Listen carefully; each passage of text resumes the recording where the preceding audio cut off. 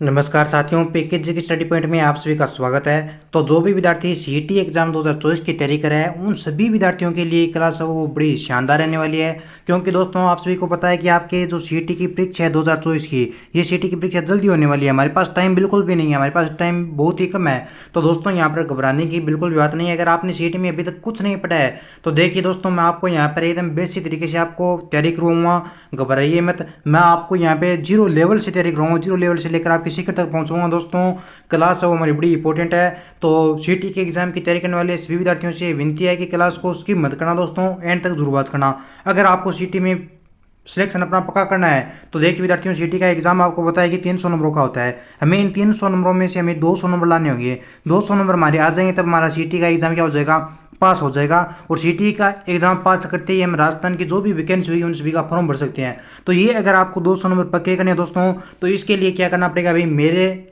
साथ इस क्लास को आपको ज्वाइन करना पड़ेगा और क्लास को पूरा जरूर देखना पड़ेगा।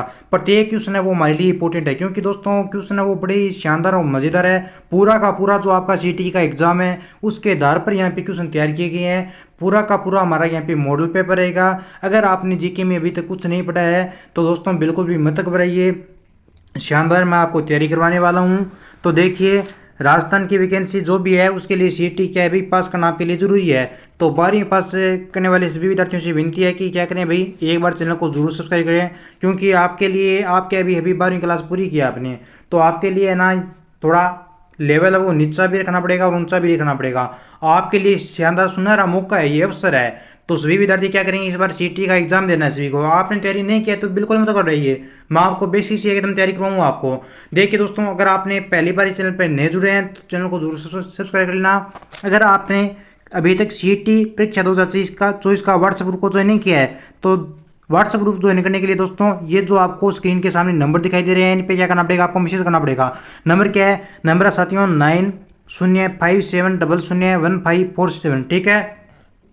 तो चलिए बिना किसी देरी करते हुए अपने सेशन की शुरुआत करते हैं। पहला प्रश्न है कि दोस्तों आपकी स्क्रीन के सामने हाजिर है। क्वेश्चन क्या है, पहला सवाल आपका है कि बालू का स्तूप मुक्त का विस्तार कहाँ पे है। आपके सीईटी के एग्जाम में ऐसे प्रश्न आएंगे भाई, बालू का स्तूप मुक्त प्रदेश का विस्तार कहाँ पे है। देखिए ऑप्शन है जैसलमेर हो जाएगा, बाड़मेर हो जाएगा, बालोतरा हो जाएगा या जोधपुर ग्रामीण हो जाएगा। सभी बच्चे यहाँ पे क्या करेंगे भाई, कमेंट करेंगे कि बालू का स्तूप मुक्त का विस्तार कहाँ पे है। देखिए अगर बालू का स्तूप मुक्त का विस्तार अगर आपसे सर्वाधिक पूछा जाए, अगर सर्वाधिक पूछा जाए तब तो आपका हो जाएगा कहाँ पे, इसका विस्तार जैसलमेर में।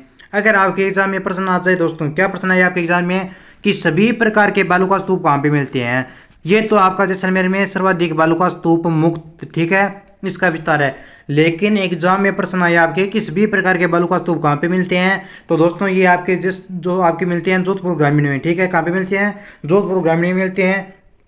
इतनी बात आपको याद रह जाएगी क्या, बताइए, रह जाएगी ना। सर्वाधिक है आपके बालू का स्तूप मुक्त है और बालू का स्तूप युक्त है, ये दोनों ही आपके कहाँ पे मिलते हैं भाई, दोनों ही आपके जैसलमेर में मिलते हैं, ठीक है। और सभी प्रकार के बालू का स्तूप की अगर मैं आपसे बात करूँ तो वो आपके जोधपुर ग्रामीण में हो जाएगा। आगे देखिए अगला प्रश्न, देखिए बहुत ही प्यारा प्रश्न दोस्तों, एग्जाम में छपने वाला है। वेरी गुड वेरी गुड, सभी साथियों के यहाँ पे कमेंट आ रहे हैं, बच्चे लाइव जुड़ चुके हैं। सभी विद्यार्थी एक बार सेशन को शेयर करें। प्रश्न है कि अकलवुड फॉसिल स्मारक कहाँ पे स्थित है। ये प्रश्न आपके बीएसटीसी के एग्जाम में पूछा गया है। और अब की बार जो भी विद्यार्थी यहाँ पे सीईटी परीक्षा 2024 की तैयारी करे हैं उनको मैं बोल रहा हूँ कि ये प्रश्न आपके एग्जाम में अब की बार भी आएगा, ठीक है। तो अकलवुड फॉसिल स्मारक कहाँ पे है, जोधपुर में हो जाएगा, जैसलमेर में होगा, बाड़मेर में होगा या चित्तौड़गढ़ में होगा।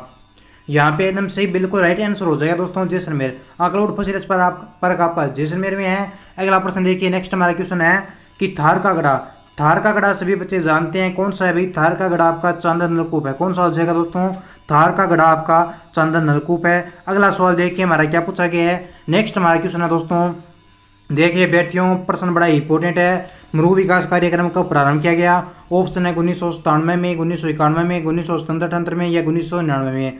बहुत ही प्यारा प्रश्न है, मोस्ट इंपॉर्टेंट क्वेश्चन पूछा गया है। मृग विकास कार्यक्रम की दोस्तों अगर मैं आपसे बात करूं तो मृग विकास कार्यक्रम आपका प्रारंभ किया गया कब भाई, ये प्रारंभ किया गया दोस्तों आपके सन 1977-78 में।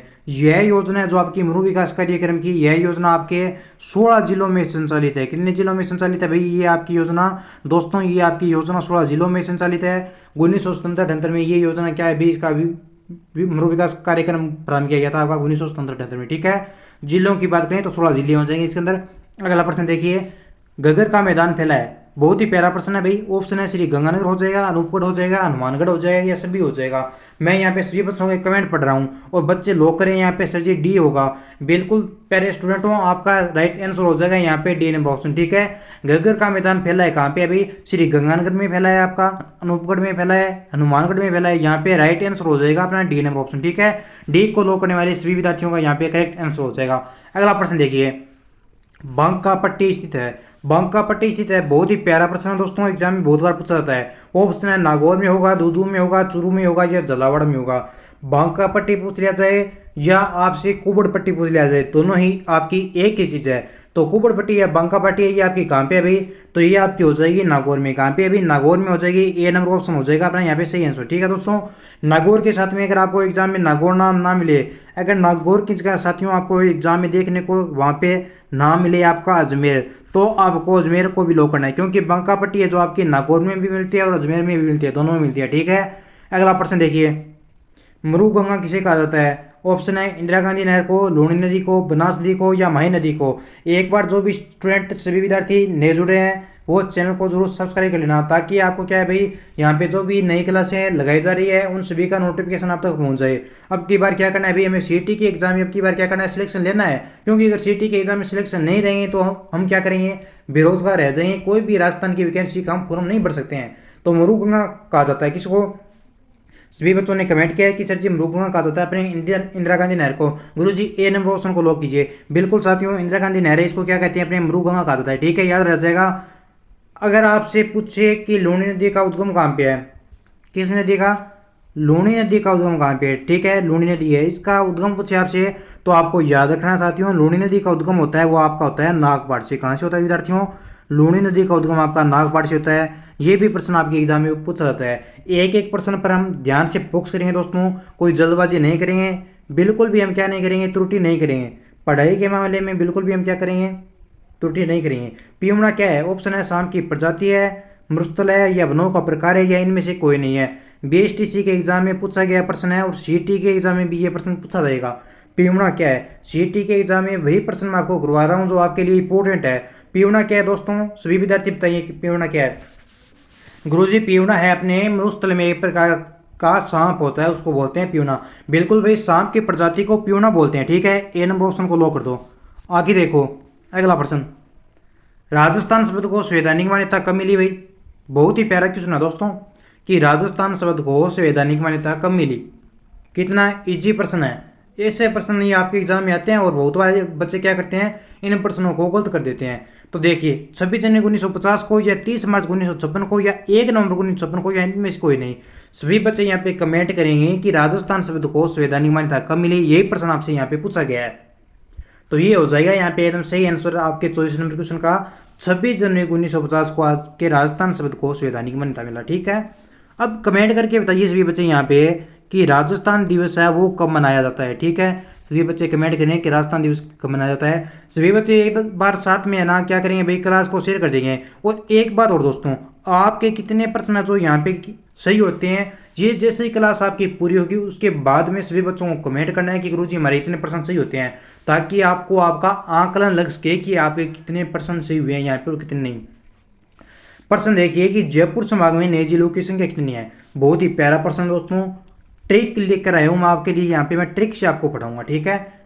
एक एक चीज़ आपको ट्रिक से पढ़ाऊंगा। फिलहाल हमारा मॉडल पेपर चला है। देखिए जयपुर संभाग, किस संभाग की बात करें दोस्तों, अपने बात करें आपके जयपुर संभाग की। जयपुर संभाग में जिलों की संख्या कितनी है, प्रश्न आपका ये है, ठीक है। तो आपको जैसा कि स्क्रीन के सामने दिखाई दे रहा है, आपने पहले तो थे आपके जयपुर संभाग में कितने भाई, 5 जिले आते थे। आपका ये पुराना संभाग है, इसको आपको याद नहीं करना, इसको कट कर दो। हमें ओनली नया संभाग याद करना है। मैंने पुराना संभाग को यहाँ पे इसलिए ऐड किया है ताकि आप पुराने संभाग को नए संभाग से जब तुलना करोगे तो आपको नया संभाग वो आसानी से याद हो जाएगा। मैं एक बार थोड़ा इसको क्या कर लेता हूँ भाई, ऊपर कर लेता हूँ, ठीक है, थोड़ा सा ऊपर कर लेता हूँ ताकि सभी विद्यार्थियों को एकदम अच्छे से दिखाई दे, ठीक है। ये लीजिए भाई, पहले तो टिक पड़ी आपकी क्या है, बहरे हो खैर, अब जय जय दो बार बोलेगी। अब नए संभाग कौन से है वो पढ़िए। नया संभाग का दोस्तों आपका अलवर है, जयपुर है, जयपुर ग्रामीण है, दौसा है, दूदू है, कोटपुतली, बहरोड़ा और खैरतलजर है। अब काफ़ी सारे बच्चों के कमेंट है कि गुरुजी हम इनको याद कैसे करें। देखो भाई, बहरे हो खैर अब जय जय 2 बार बोलेगी, बहरे हो बहरे से हो गया आपका कौन सा भाई, बहरे से हो गया दोस्तों आपका बहरोड यानी कोटपुतली बहरोड। खैर, खैर से हो गया आपका खैरथल तिजारा, हो गया ना, इतना हो गया ना। अब इससे हो गया आपका कौन सा भाई, अलवर। जय जय दो बार बोलेगी, अब ये आगे शब्द आपका जय जय दो बार आया मेरे दोस्तों। तो इस जय से एक बार तो हो गया आपका जयपुर, दूसरे से हो गया आपका जयपुर ग्रामीण। दो बार बोलेगी, दोबार, दो से दोसा, दो से हो गया आपका दोसा, दोबार मतलब दूधू, हो गया दोसा दूधू बोलेगी। बहरे हो खैर अब जय जय दो बार बोलेगी। सभी बच्चे मेरे साथ एक बार ट्रिक को पढ़ेंगे। बहरे हो खैर अब जय जय दो बार बोलेगी। बहरे मतलब बहरोड, खैरथल कोटपुतली बहरोड, खैर खैरथल तिजारा, जय जयपुर, दोबारा जय जयपुर ग्रामीण। दो बार बोलेगी, दो से दोसा, दोबार, दू से दूधू। याद हो गया, बहुत ही आसान है, स्क्रीनशॉट ले लीजिए। अगला प्रश्न देखिए, क्षेत्रफल की दृष्टि से सबसे बड़ा संभाग कौन सा है। बहुत ही प्यारा प्रश्न है दोस्तों कि क्षेत्रफल की दृष्टि से सबसे बड़ा संभाग कौन सा है। ऑप्शन है बीकानेर संभाग, जोधपुर संभाग, जयपुर संभाग या सीकर संभाग। सभी विद्यार्थी क्या करेंगे भाई, यहाँ पे कमेंट करेंगे। कोई भी बच्चा यहाँ पे फ्री नहीं बैठा देगा, मैं सभी बच्चों के यहाँ पे कमेंट पढ़ रहा हूँ भाई। देखिए बच्चे यहाँ पे लॉक करें, गुरु जी अपने क्षेत्रफल की दृष्टि से सबसे बड़ा संभाग हो जाएगा जोधपुर ग्रामीण। बच्चे यहाँ पे कमेंट करें सर जी जोधपुर ग्रामीण नहीं सर जी, सॉरी सर जी जोधपुर संभाग हो जाएगा। बिल्कुल भाई, क्षेत्रफल की दृष्टि से साथियों आपका सबसे बड़ा संभाग हो जाएगा जोधपुर संभाग। कौन सा हो जाएगा, जोधपुर संभाग हो जाएगा। जो भी मेरे डी स्टूडेंट यहाँ पे क्या करें भाई, 2 नंबर ऑप्शन को लॉक करें। 2 नंबर ऑप्शन को लॉक करने वाले मेरे सभी विद्यार्थियों का यहाँ पे हो जाएगा एकदम बिल्कुल राइट आंसर। तो क्षेत्रफल की दृष्टि से सबसे बड़ा संभाग आया हो गया आपका जोधपुर संभाग। अब चर्चा करते हैं आपके जोधपुर संभाग के ऊपर अन्य फैक्ट के बारे में। देखिए भाई, क्षेत्रफल की दृष्टि से सबसे बड़ा संभाग तो हो गया आपका जोधपुर संभाग, लेकिन जोधपुर संभाग में और अन्य क्या बातें हैं तो याद रखना। सबसे न्यूनतम जनसंख्या घनत्व किसका है, जोधपुर संभाग का। न्यूनतम वर्षा वाला संभाग कौन सा है, जोधपुर संभाग। सबसे पश्चिम संभाग कौन सा है, जोधपुर संभाग। शुष्क संभाग कौन सा है, जोधपुर संभाग। देखिए भाई, मरुस्थल है, यहाँ पे मरुस्थल होगा तो क्या होगा, शुष्क एरिया होगा। जब मरुस्थल होगा तो वर्षा भी क्या होगी भाई आपकी, कम होगी। तो न्यूनतम वर्षा होगी और शुष्क एरिया हो गया। पश्चिमी क्या हो गया, संभाग हो गया। जब वहाँ पे क्या है भाई, मरुस्थल होगा, वर्षा कम होगी तो जनसंख्या भी वहाँ पे क्या है भाई, कम निवास करेगी। तो इतनी बातें जो आपको सीधे डायरेक्ट भेजे में बैठ गई होगी आपके। आगे देखिए अगला प्रश्न, जैसलमेर का क्षेत्रफल किसके बराबर है। बहुत ही प्यारा प्रश्न है भाई, स्टार मार्क लो, एग्जाम में आने वाला है भाई। बहुत बार ये प्रश्न आपके एग्जाम में है, सीटी के एग्जाम में तो नहीं आया, लेकिन अन्य वैकेंसी है उनमें बहुत बार पूछा गया है। जैसलमेर का क्षेत्रफल किसके बराबर है, मध्य प्रदेश के है, उत्तर प्रदेश के है, केरल के है या कोई नहीं है। देखो दोस्तों, मैं बहुत बड़ी मेहनत करने के बाद आपके लिए प्रश्न ले आ पाता हूँ, तो मेहनत को यूं ही बेकार मत जाने दीजिए। रेगुलर रुचि लेके क्लास को पूरा जरूर देखें। तो जैसलमेर का क्षेत्रफल किसके बराबर है, तो ये हो जाएगा आपका केरल के बराबर। किसका हो जाएगा, केरल के बराबर हो जाएगा। ठीक है, 3 नंबर ऑप्शन हो जाएगा आपका करेक्ट आंसर। अगला प्रश्न देखिए, अगला सवाल आपसे क्या पूछा गया, ये क्या आ गया, अलार्म आ गई, कोई बात नहीं है। अगला सवाल देखिए, 29 नंबर क्वेश्चन क्या है। देखिए विद्यार्थियों, मैंने 29 नंबर क्वेश्चन को टाइप नहीं किया है, लेकिन यहाँ पे मैं आपको टाइप कर देता हूँ 29 नंबर क्वेश्चन को। यहाँ पे 29 नंबर पर क्वेश्चन क्या है, पहले तो आप क्या कीजिए भैया, अपना नोट लिखिए। यहाँ पे नोट में यहाँ पे क्यों लिखा रहा हूँ, क्योंकि ये बात जो हमारी क्या है भाई इंपॉर्टेंट है, क्या रखने वाली है। आपके कई बार ऐसा एग्जाम में प्रश्न आता है कि पृथ्वी है वो किस ओर घूमती है। दोस्तों, आपके एग्जाम में बहुत बार प्रश्न पूछा जाता है, पृथ्वी की जो घूर्णन गति है वो कैसे होती है। ये प्रश्न आपके एग्जाम में बहुत बार आता है। तो बताइए कि पृथ्वी किस ओर घूमती है। तो याद रखना, आपकी पृथ्वी है ना, ये किस ओर से घूमती है भाई, याद रखना हमेशा ये एक बात, पश्चिम दिशा। पृथ्वी है दोस्तों आपकी वो पश्चिम दिशा से पूर्व दिशा की ओर घूमती है। ठीक है, याद रखना साथियों, पृथ्वी आपकी पश्चिम से पूर्व की ओर घूमती है, इसलिए पूर्व में आपका क्या है भाई, पूर्व में तथा सूर्यास्त पश्चिम में। ठीक है, सूर्योदय पूर्व में, सूर्यास्त पश्चिम में हो जाता है। ये बात जो आपकी याद यहाँ पे रह जाएगी, याद रखनी है। अगला प्रश्न देखिए कि राजस्थान में विंध्याचल पर्वतमाला की शुरुआत कहाँ से होती है। वाह, क्या शानदार, very very important question exam के मोस्ट इंपॉर्टेंट, शानदार, अति शानदार, लाजवाब प्रश्न दोस्तों, खतरनाक तरीके से पूछा गया है। जलने वाले को जला दो, एक बार सेशन को शेयर कराओ भाई। जिन बच्चों ने यहाँ पे क्लास को लाइक नहीं किया है वो क्लास को लाइक करें, और जैसे ही आपकी क्लास पूरी होती है उसके बाद आप एक प्यारा सा कमेंट छोड़ देना कि हमारे इतने क्वेश्चन है वो सर जी सही हुए हैं यहाँ पे। ठीक है, तो बताओ दोस्तों, आपके राजस्थान में विंध्याचल पर्वतमाला की शुरुआत कहाँ से होती है? अगर मैं आपसे विंध्याचल पर्वतमाला की शुरुआत के बारे में बात करूँ दोस्तों, तो ये आपकी शुरुआत होती है चित्तौड़ से। कहाँ से होती है? चित्तौड़ से होती है, यानी ए नंबर ऑप्शन अपना यहाँ पे हो जाएगा राइट। ठीक है दोस्तों, अगला प्रश्न देखिए नेक्स्ट हमारा। गुरुजी, राजस्थान में सबसे नजदीक स्थित बंदरगाह कौन सा है? सर जी, ऑप्शन आपने एक दिया है, लेकिन ये भी क्या दिया? गलत दिया है। अरे भाई बच्चों, रुक जाओ, वेट कर लो थोड़ा। मैंने गलत आंसर नहीं दिया है, ये एकदम डायरेक्ट मैंने सही आंसर दिया है यहाँ पे। अगर मैं आपसे यहाँ पे ऑप्शन देता, राजस्थान में सबसे नजदीक स्थित बंदरगाह कौन सा है, और ऑप्शन में मैं आपको क्या करता भाई, कांडला बंदरगाह नाम लिखता, तो आप क्या करते दोस्तों? आप बोलते सर जी कांडला बंदरगाह अपना क्या है भाई, राजस्थान में सबसे नजदीक स्थित बंदरगाह है। लेकिन कांडला बंदरगाह तो आपको याद है, इसको कट करो, आपको नवीन बात याद रखनी है, यानी नया नाम आपका क्या है कांडला बंदरगाह का। तो याद रखना, एग्जाम में आ सकता है कि नवीन नाम कांडला बंदरगाह का क्या है, तो पंडित दीनदयाल उपाध्याय बंदरगाह, ये आपका कांडला बंदरगाह का नवीन नाम है। ठीक है, अब की बार जैसे ही आपके एग्जाम में, चाहे कोई सा भी एग्जाम हो, उसमें अगर प्रश्न आया कि राजस्थान में सबसे नजदीक स्थित बंदरगाह कौन सा है, तो वहां पर आपको कांडला बंदरगाह का नाम नहीं मिलेगा, तो क्या मिलेगा आपको? वहां पर नाम देखने को मिलेगा विद्यार्थियों, पंडित दीनदयाल उपाध्याय बंदरगाह। ठीक है, अगला प्रश्न देखिए, सवाल अगला हमारा, वागड़ किस प्रदेश को कहते हैं? बहुत ही प्यारा प्रश्न है। वागड़ हो गया जैसे अपने जंगल प्रदेश हो गया, बीकानेर वाला है क्या जंगल प्रदेश, ये आपके बहुत सारे ऐसे प्रदेश हैं, हाड़ौती हो गया, शेखावाटी हो गया, ये प्रदेश इनके उपनाम है जो बहुत बार आपके एग्जाम में पूछ लिया जाते हैं। चाहे कोई सी भी भर्ती हो, कोई सा भी एग्जाम हो, उसमें एक प्रश्न आपका पक्का आता है इनसे। ठीक है, तो वागड़ किस प्रदेश को कहता है? तो ये बोलते हैं सर जी बांसवाड़ा, डूंगरपुर, प्रतापगढ़ या झालावाड़। तो ये नंबर ऑप्शन को लॉक करने वाले मेरे सभी बच्चों का यहाँ पे हो जाएगा करेक्ट आंसर। वागड़ किस प्रदेश को बोलते हैं? वागड़ बांसवाड़ा को बोलते हैं। लेकिन दोस्तों, वागड़ आपके बांसवाड़ा और डूंगरपुर इन दोनों को ही बोलते हैं, ये दोनों आपके यहाँ पे सही होंगे। ठीक है, अगर मैं आपसे बात करूँ कि कांठल किस प्रदेश को कहा जाता है, तो कांठल बोलते हैं दोस्तों आपकी प्रतापगढ़ में मही नदी का जो बाहु क्षेत्र होता है, किस नदी का? प्रतापगढ़ में मही नदी का जो आपका क्या है भाई बाहु क्षेत्र होता है, उसको बोलते हैं अपने कांठल। ठीक है, और मही नदी होती है उसको बोलते हैं अपने कांठल की गंगा। कांठल की गंगा किस नदी को बोलते हैं? मही नदी को। अब आती है प्रतापगढ़ और झालावाड़, इस प्रदेश को क्या कहा जाता है? तो इस प्रदेश को कहा जाता है आपका मालवा प्रदेश, यानी मालवा प्रदेश के नाम से जाना जाता है प्रतापगढ़ और झालावाड़ को। देखिए एग्जाम में आए कि वागड़ कहा जाता है तो बांसवाड़ा और डूंगरपुर को। ठीक है, वागड़, बांसवाड़ा और डूंगरपुर को। कांठल पूछे तो प्रतापगढ़ में मही नदी के बाहु क्षेत्र को। मही नदी है ये अपनी क्या है भाई, कांठल की गंगा है। अगर एग्जाम में आई मालवा प्रदेश, तो लोकना प्रतापगढ़ और झालावाड़ को। ठीक है, इतनी बात आपको याद रह जाएगी। अगला प्रश्न देखिए कि राणा प्रताप सागर बांध किस जिले में है? बहुत ही प्यारा प्रश्न है। कोटा, बूंदी, कोटा, मंदसौर या चित्तौड़गढ़? बताइए दोस्तों, फटाफट से लोग कीजिए कि राणा प्रताप सागर बांध ये किस जिले में हो जाएगा। देखिए राणा प्रताप सागर बांध की अगर मैं आपसे बात करूँ, तो दोस्तों राणा प्रताप सागर बांध आपका कहाँ पे है? देखिए राणा प्रताप का संबंध कहाँ से है? चित्तौड़गढ़ से है। राणा प्रताप अपना एक राज्य है जिसका संबंध किससे है? चित्तौड़गढ़ से है। तो राणा प्रताप सागर बांध कहाँ पे हुआ दोस्तों? आपका चित्तौड़गढ़ में हो गया। अब बात आती है सर जी मंदसौर। मंदसौर में मैंने सुना है गुरुजी एक और है बांध। हाँ बिल्कुल मेरे प्यारे विद्यार्थी, मंदसौर में आपका क्या है भाई, एक और बांध है। कौन सा बांध है? तो मंदसौर में मेरे प्यारे स्टूडेंट आपका बांध गांधी सागर बांध। गुरुजी कोटा में कौन सा बांध है? अरे भाई कोटा में आपका कोटा बिराज बांध है विद्यार्थी। अरे स्टूडेंटों, आपका कोटा में कौन सा बांध है? कोटा में आपका कोटा बिराज बांध हो जाएगा। ठीक है, गुरुजी कोटा बूंदी में कौन सा बांध है? गुरुजी कोटा बूंदी में कौन सा बांध है? गुरुजी कोटा बूंदी में कौन सा बांध है? अरे भाई कोटा बूंदी में जवाहर सागर बांध हो जाएगा। कौन सा बांध हो जाएगा जो लाडले? जवाहर सागर बांध आपका कोटा बूंदी में हो जाएगा।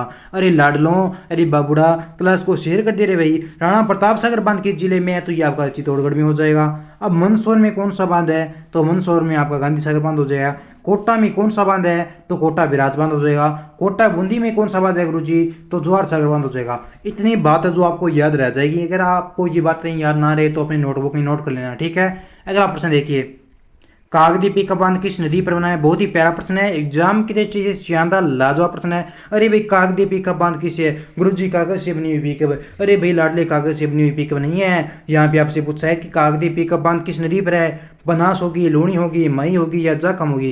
क्या हो जाएगा यहाँ पे? तो काकद्वीप का बांध है ये आपका कहाँ पे हो जाएगा? अरे भैया यहाँ पे हो जाएगा आपका मही नदी। काकद्वीप का बांध दोस्तों मही नदी पर है। एक अन्य बात जो आपको याद रखनी है कि रमकड़ा उद्योग है उसके लिए जो प्रसिद्ध गलियाकोट और दाऊदी बोहरा संप्रदाय का प्रमुख तीर्थ स्थल इसी नदी के किनारे स्थित है। कौन सा? रमकड़ा उद्योग का प्रसिद्ध गलियाकोट, और दूसरा कौन सा? दाऊदी बोहरा संप्रदाय का प्रमुख तीर्थ स्थल, ये दोनों ही आपके माही नदी के किनारे है। काकद्वीप का बांध कहाँ पे है? तो माही नदी के किनारे, ठीक है। अंतिम प्रश्न आज का बहुत ही प्यारा प्रश्न है कि कालीबंगा सभ्यता किस जिले में स्थित है? ऑप्शन है हनुमानगढ़ में होगी, जयपुर में होगी, सीकर में होगी, या इनमें से कोई नहीं। सभी बच्चों को बताया अपने कालीबंगा सभ्यता ये कहाँ पे है भाई? ये आपके हनुमानगढ़ में हो जाएगी दोस्तों। हनुमानगढ़ में और अन्य कौन कौन सी सभ्यताएं विकसित है?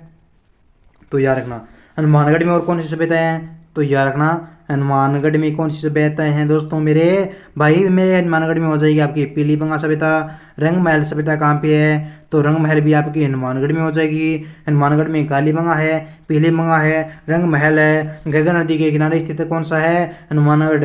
कालीबंगा सभ्यता किस जिले में स्थित है? हनुमानगढ़। किस नदी के किनारे कालीबंगा सभ्यता विकसित है? तो घग्गर नदी। ये बात है जो आपको याद रखनी है। अब डी स्टूडेंट हो, एक बात ध्यान से सुनिए। तो जो भी स्टूडेंट यहाँ पे क्या करें अभी पीकेजी के स्टडी पॉइंट से रेगुलर अध्ययन करे हैं, उन सभी विद्यार्थियों के लिए खुशखबरी ये है कि आपकी क्लास है वो क्या है भाई, रेगुलर धुआंधार तरीके से लगाई जाएगी। आपको शानदार तरीके से तैयारी करवाई जाएगी। आपको सीईटी के अंदर दोस्तों बीएसटीसी से भी जोरदार धमाकेदार यहाँ पे क्या है भाई सीईटी के एग्जाम की तैयारी करने को मिलेगी। तो दोस्तों अगर आप पहली बार नए जुड़े हैं तो चैनल को जरूर सब्सक्राइब कर लेना। देखिए अगर आपको सीईटी परीक्षा 2024 का एग्जाम देना है, अगर आपने अभी तक कोई भी प्रकार का व्हाट्सएप ग्रुप को ज्वाइन नहीं किया है तो व्हाट्सएप ग्रुप को ज्वाइन करने के लिए मेरे प्यारे विद्यार्थियों आपको 9057001447 पर क्या करना पड़ेगा? मैसेज करना पड़ेगा। अब बच्चों एक प्यारा सा छोटा सा नन्हा मुन्ना सा बच्चे की तरह एक कमेंट छोड़ देना कि सर जी हमारे इतने परसेंट सही हुए हैं। अब मिलते हैं अगली क्लास में जो हमारी कल होगी। और एक बार विद्यार्थियों अपनी रोज़ की क्लास होती है वो होती है अपनी 1 PM, ठीक है। तो अब मिलते हैं अगली क्लास में, तब तक टाटा बाय टेक केयर। आशा करता हूँ उम्मीद है कि आपको सेशन पसंद आया है। जय हिंद, जय भारत।